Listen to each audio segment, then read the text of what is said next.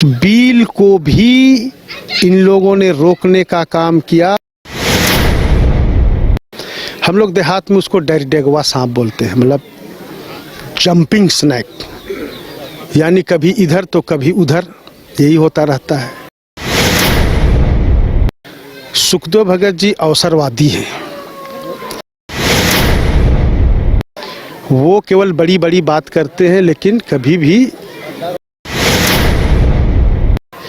ये आज कहते फिर रहे हैं कि कार्तिक उरांव का सम्मान को, सपना को हम पूरा करेंगे। उनको तो अवसर था, सपना को कुचल दिया गया और उनकी सपना को पूरा करेंगे, ऐसा बात करता है। नमस्कार, मैं हूं शंकर। न्यूज बाइस्कोप की खास मुलाकात में आप सबों का स्वागत है। हमारे साथ वर्तमान में राज्यसभा सांसद हैं समीर उरांव जी, और लोहरदगा से वो प्रत्याशी भी हैं बीजेपी के। इस वक्त हमारे साथ हैं लोहरदगा के अलौदी गांव में, हम उनके साथ बैठे हुए हैं और वहीं उनसे बातचीत करेंगे। सबसे पहले तो समीर उरांव जी, आपका स्वागत है न्यूज बाइस्कोप में। आपको बीजेपी ने प्रत्याशी बनाया है, क्या कहेंगे आप? बहुत बहुत धन्यवाद।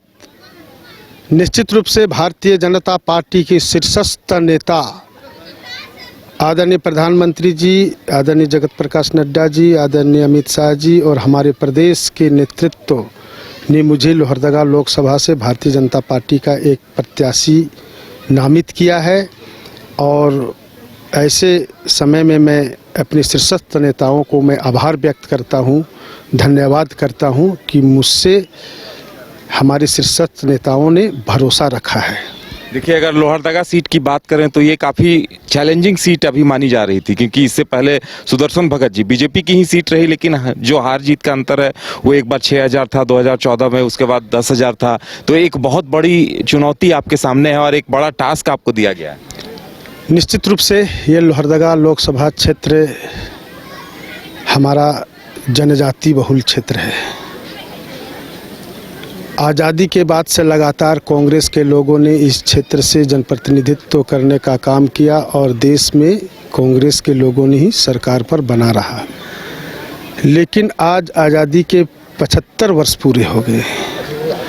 वो पिछला 65 वर्ष और इधर 10 वर्ष, यानी 2014 से देश के यशस्वी प्रधानमंत्री आदरणीय नरेंद्र भाई मोदी जी ने इस देश की सत्ता का बागडोर संभालते के साथ सबका विकास, सबका विश्वास, सबका प्रयास का सूत्र मंत्र नारा लेकर के देश के सभी वर्गों का विकास करने के लिए यह कार्य योजना प्रारंभ किया है, जो कि आज गांव तक यह दिखाई दे रहा है, जिसके कारण आज परिस्थितियां बदल रही है। यह बदलाव आ रहा है। जिस प्रकार से हमारे प्रधानमंत्री जी ने ये देश बदल रहा है, देश बढ़ रहा है, यह जो नारा देते हैं, उसी के अनुसार यह क्षेत्र भी बदल रहा है। मोदी जी के कार्य करने का एक जो है सोच है, योजना है, उस पर अब सभी लोग जो है भरोसा रख रहे हैं, विश्वास रख रहे हैं, जिसके कारण आज यह लोहरदगा लोकसभा क्षेत्र में भी सभी वर्ग के लोग भारतीय जनता पार्टी कमल के निशान को पहचानना प्रारंभ कर दिया है। इसलिए निश्चित रूप से मैं कह सकता हूं कि झारखंड के 14 लोकसभा में से में एक लोहरदगा लोकसभा है, यहां से भी भारतीय जनता पार्टी की सफलता मिलेगी। आप यहाँ से विधायक भी रह चुके हैं, सिसई विधानसभा का प्रतिनिधित्व कर चुके हैं, और वो अनुभव आपको कितना काम आ रहा है? मैं इस क्षेत्र का सिसई का विधायक भी रहा हूं और मैं भी ये क्षेत्र की जो भौगोलिक जो स्थितियां परिस्थितियां है, गांव का है और गांव का ही मैं रहने वाला हूं। गांव में जो बुनियादी समस्याएं हैं, उन समस्याओं को मैं बहुत नज़दीक से देखा भी हूं और उससे जूझा भी हूं। इसलिए उस प्रकार से जो भी बातें आती है, मैं त्वरित कार्रवाई के साथ यहाँ के जनता का साथ देने का काम मैं करता रहा हूँ। इसलिए आज मुझे चाहे जिस किसी भी गांव में जाते हैं तो वहाँ स्नेह, प्यार और आशीर्वाद मिलता रहा है और अभी भी मिल रहा है। इसलिए मैं कह सकता हूँ कि मोदी जी ने जिस प्रकार से इन सारे कार्यों का, सारे विकास के कामों के लिए जो गारंटी लिए हैं, और उस गारंटी के आधार पर काम कर रहे हैं, तो उस गारंटी का गारंटर बनने के लिए मैं यहाँ पर काम करूँगा। और आज मैं जब गांव के लोगों के पास भी जाता हूं, वोट मांगने के लिए जा रहा हूं, तब भी मैं कह रहा हूं कि प्रधानमंत्री का गारंटर बनने के लिए, गारंटी के लिए हम लोगों को गारंटर बनना पड़ेगा, तो जाकर के ये सारी समस्याएं ठीक हो जाएगी। मैं इसलिए भी बोलता हूं कि मैं इन दिनों में ऐसे कई कार्यों को मैं ज़मीनी स्तर के चीज़ों को मैं यहाँ के सुख दुख में हो, पर्व त्यौहार में हो, सब समय में मैं सहभागिता निभाता रहा हूँ। इसीलिए मुझे पूर्ण विश्वास है कि इन सारे कामों को भी मैं आगे कर पाऊँगा।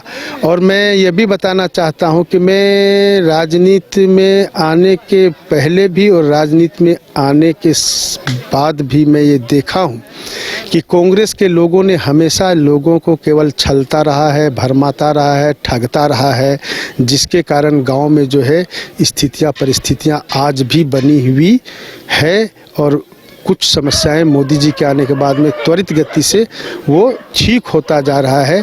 इसलिए मैं वहाँ के नेताओं के बारे में भी मैं कहना चाहता हूँ, जिस प्रकार से उनके नेता केवल गांव में आकर के गांव के लोगों को केवल अपनी बात कहने का काम करता है, लेकिन हम लोग जो है गांव के लोगों से भी पूछते हैं कि आप लोगों की क्या परेशानी है, क्या समस्या है, ये पूछ करके भी जानते हैं और देख करके भी जानते हैं। इसलिए जब देखा हुआ चीज़, सुना हुआ चीज़ तुरंत ध्यान में आता है।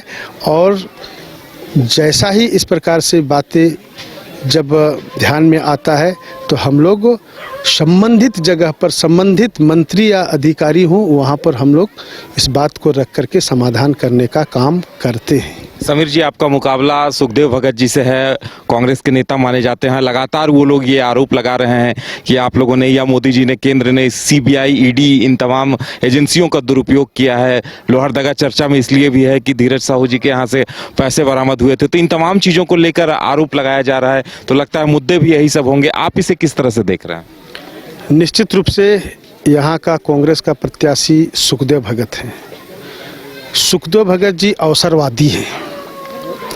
वो केवल बड़ी बड़ी बात करते हैं, लेकिन कभी भी ग्रास रूट की काम को करने में पहल नहीं किए हैं। हम लोग देहात में उसको डेगवा सांप बोलते हैं, मतलब जंपिंग स्नैक, यानी कभी इधर तो कभी उधर, यही होता रहता है। ये आज कहते फिर रहे हैं कि कार्तिक उरांव का सम्मान को, सपना को हम पूरा करेंगे।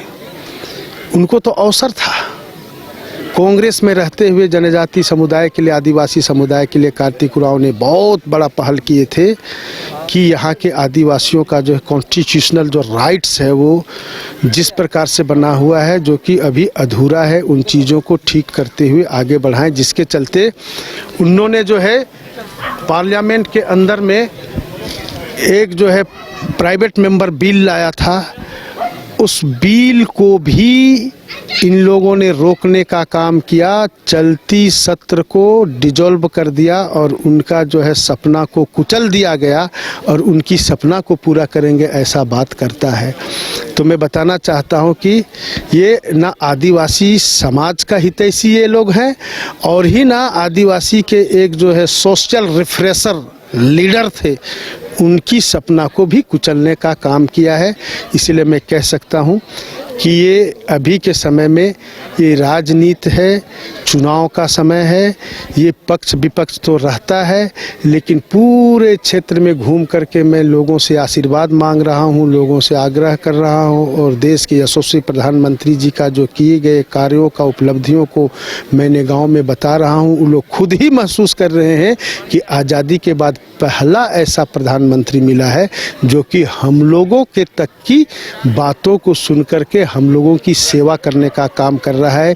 यही बातें पूरे क्षेत्र में यह जो है चल रहा है और मुझे नहीं लगता है कि ये जो है सुखदेव भगत और कांग्रेस की बातों को कोई मानेगा।